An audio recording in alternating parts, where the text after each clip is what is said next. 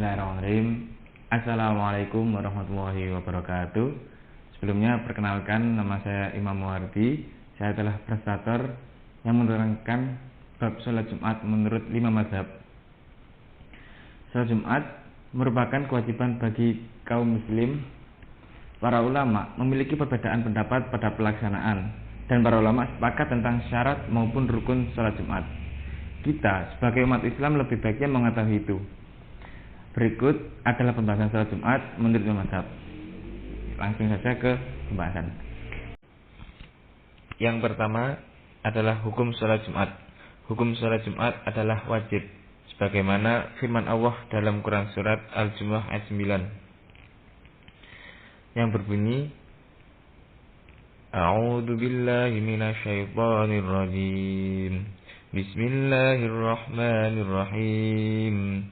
Ya ayyuhalladzina amanu idza nudiya lis-salati min yaumil jum'ati fas'au ila dzikrillahi wa dzarul bai'. Dzalikum khairul lakum in kuntum ta'lamun. Shadaqallahul adzim. Yang artinya, hai orang-orang yang beriman, apabila disuruh untuk sholat pada hari Jumat, maka bersegeralah kalian mengingat Allah dan tinggalkanlah jual beli. Quran surat Al-Jumu'ah ayat 9. Dari firman Allah tersebut, sangat jelas di hari Jumat kita diperintah untuk melaksanakan sholat Jumat. Dan para ulama tidak ada perbedaan pendapat tentang hukum melaksanakan sholat Jumat, karena sholat Jumat merupakan sholat pengganti sholat zuhur pada hari Jumat bagi kaum muslim. Sesuatu yang diperintahkan oleh Allah sudah pasti ada hikmahnya. Salah satu hikmahnya dari sholat Jumat adalah bagaimana orang dapat merasakan nikmat hidup di perkampungan. Bagaimana saudara kita yang hidup di pedalaman, yang jumlah popularitasnya sedikit, dapat mengambil kajian dari khutbah yang disampaikan oleh khatib. Seorang khatib pasti sudah mempunyai bekal ilmu, kan? Dapat melaksanakan sholat Jumat karena terlepas dari penyakit yang menyebabkan harus berbaring istirahat total. Dan mengingat pada zaman dahulu, seorang budak tidak boleh mengikuti sholat Jumat. Dengan sholat Jumat dapat merasakan kebebasan seperti masyarakat muslim biasanya. Dengan tidak dapat melaksanakan sholat Jumat, mereka dipandang tidak sempurna karena tidak mampu melaksanakan kewajiban, serta tidak mendapat kajian dari khatib,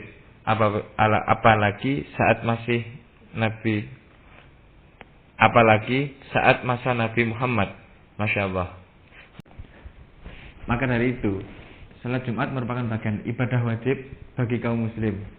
Tetapi sholat Jumat juga mempunyai syarat-syarat keterangan yang meliputi waktu, tempat, jumlah jemaah, ketentuan jemaah, dan ada syarat pelaksanaan seperti syarat-syarat dua khutbah, rukun dua khutbah, dan orang-orang yang bekerja menunaikannya. Dan langsung ke pembahasan lagi. Pembahasan kedua ini waktu pelaksanaan sholat Jumat. Pada kitab Fathul Qorib karangan Abu Abdillah Muhammad bin Qasim bin Muhammad bin Al-Ghazi bin Al-Qurbili. Kitab fikih ini merupakan kitab fikih yang bermazhab Syafi'i. Di kitab Fathul Qorib, waktu pelaksanaan sholat Jumat ialah pada waktu sholat zuhur, antara setelah adzan zuhur dan sebelum masuknya sholat asar. Seandainya waktu mepet untuk melaksanakan sholat Jumat dengan 2 khutbah dan sholat 2 rakaat, maka yang dilaksanakan adalah sholat zuhur 4 rakaat sebagai pengganti sholat Jumat.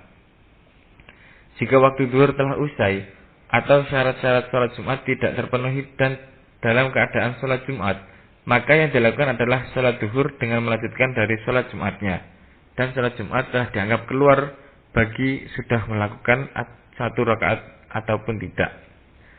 Dan seandainya ragu dalam habisnya waktu sholat Jumat dan mereka dalam keadaan sholat Jumat, maka mereka menyempurnakan sholat sebagai sholat Jumat menurut pendapat Al-Ashah. Pendapat kedua yakni dari Syekh Abu Bakar Jabir Al-Jazairi, berpendapat pada kitabnya Minhajul Muslimin yang merupakan kitab bersumber dari Al-Quran dan Hadis, dan bersandar pada mazhab Abu Hanifah, Imam Malik, Imam Syafi'i, dan Ahmad. Di dalam kitab Minhajul Muslimin, waktu yang ditentukan adalah setelah matahari tergelincir, imam memasuki masjid. Kemudian imam menaiki mimbar dan mengucapkan salam pada jamaah.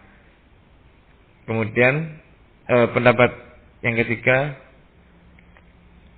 dari kitab Ihya Ulumuddin yang ditulis oleh Imam Al-Ghazali. Waktu sholat Jumat berakhir pada masuknya waktu sholat asar. Jika salam imam masuk waktu asar, maka ia wajib menyempurnakan sholat duhur 4 rakaat. Dari keterangan tersebut pasti sudah jelas jika sholat Jumat dimulai pada waktu masuknya sholat duhur dan berakhir pada masuknya sholat asar. Jika Anda masih jauh meninggalkan sholat Jumat dengan tanpa kendala, bukannya sholat Jumat hanya seminggu sekali, waktu juga sudah pasti. Pada zaman sekarang sudah modern, masjid sudah berdiri dengan gagah, jadwal di masjid sudah terpampang, internet mudah untuk diakses. Apakah masih saja beralasan tidak tahu jadwal? Mau alasan macet, hanya bisa diprediksi, dan transportasi juga mudah, sangat sayang dan juga masih meninggalkan atau sampai kelewat. Nah, kemudian langsung lanjut ke ketiga, yaitu tempat penyelenggaraan sholat Jumat.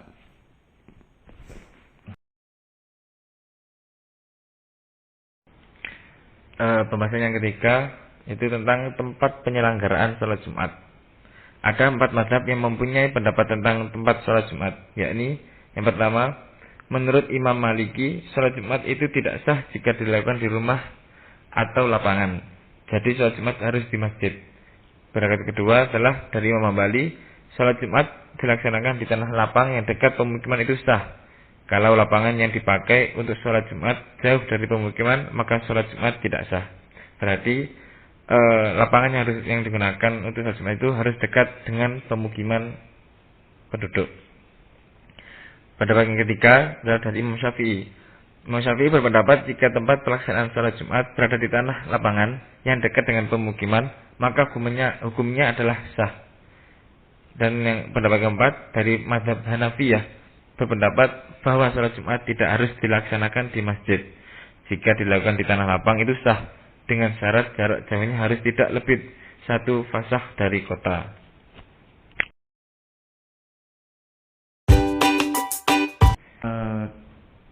Kesimpulannya dari pembahasan tersebut adalah pendapat antara Imam Maliki yang mewajibkan sholat Jumat harus dilakukan di masjid, dengan perbedaan pendapat antara Imam Syafi'i, Imam Hanafi yang memperbolehkan sholat di tempat selain masjid dengan syarat-syarat dan ketentuan yang ditentukan.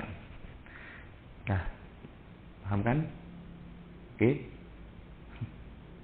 Selanjutnya kita ke pembahasan syarat dua khutbah. Kemudian adalah pembahasan tentang syarat-syarat dua khutbah. Pada kitab Fiqhul Islam karya Haji Sulaiman Rasyid yang bermadzhab Imam Syafi'i, syarat dua khutbah meliputi khutbah Jumat dimulai sesudah tergelincirnya matahari. Saat berkhutbah hendaklah berdiri jika mampu. Khotib hendaknya duduk atau berhenti sebentar di antara dua khutbah. Kemudian setidaknya berkhutbah dengan suara yang keras sekiranya seluruh jemaah terdengar, karena adanya khutbah untuk nasihat kepada jamaah. Dilakukan dengan berturut-turut, mulai dari rukun atau jarak keduanya, maupun antara kedua dengan sholat Jumat. Khotib harus suci dari hadas kecil atau hadas besar, maupun suci dari najis. Aurat khotib harus tertutup.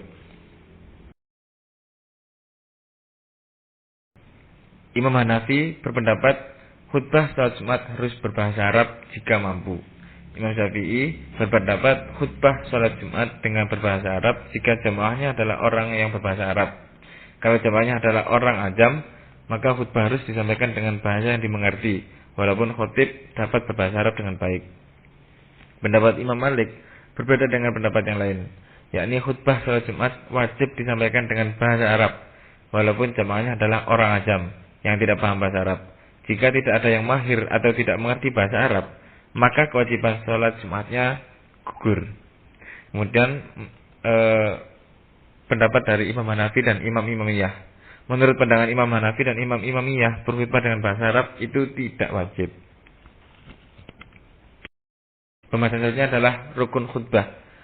Pada kitab fikih 5 mazhab karya Muhammad Jawad Al-Muhniyah, seluruh ulama sepakat jika dua khutbah dilaksanakan sebelum sholat. Adapun pelaksanaannya sebagai berikut. Pendapat Imam Hanafi, khutbah Jumat dilaksanakan minimal zikir yang memungkinkan. Jika hanya mengucapkan alhamdulillah atau astagfirullah sudah cukup, tetapi dihukumi makruh. Menurut Imam Syafi'i, rukun dua khutbah meliputi mengucapkan kalimat pujian bagi Allah, salawat kepada Rasulullah, mengucapkan dua kalimat syahadat, berwasiat dengan takwa, membaca ayat Al-Quran pada salah satu khutbah, namun dianjurkan pada khutbah yang pertama. Kemudian berdoa ditujukan kepada muslimin dan muslimat pada khutbah kedua.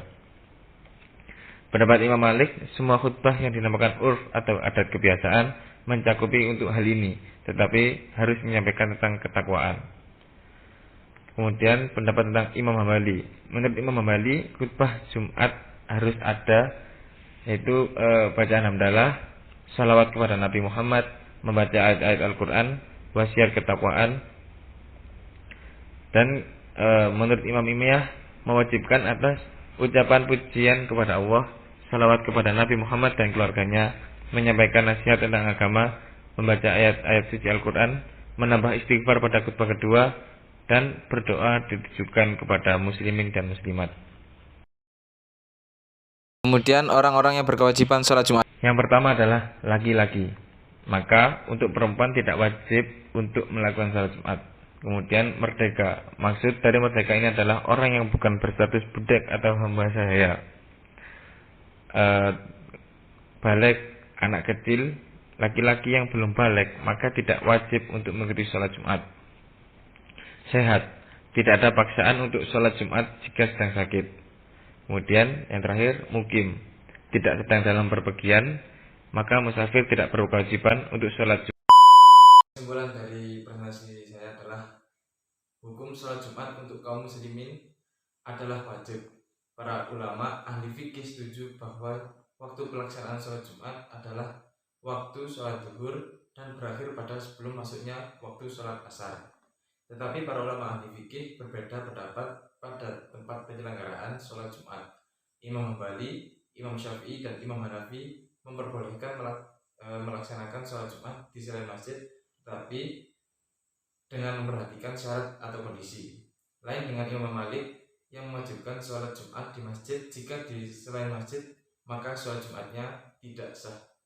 Kemudian perbedaan pendapat ulama tentang bahasa yang digunakan dalam khutbah, bahwa Imam Hanafi khutbah mewajibkan memakai bahasa Arab jika mampu, sedangkan Imam Syafi'i, Imam Malik, Imam Hanafi, dan Imam Imamiyah tidak mewajibkan itu kepada orang ajam. Dari beberapa perbedaan pendapat dari para ulama terdapat sandaran dari Al-Quran dan hadis. Bukan karena keinginan sendiri atau kelompok, maka mana yang paling benar? Wallahu a'lam. Sekian presentasi dari saya. Jika kurang atau lebihnya saya mohon maaf.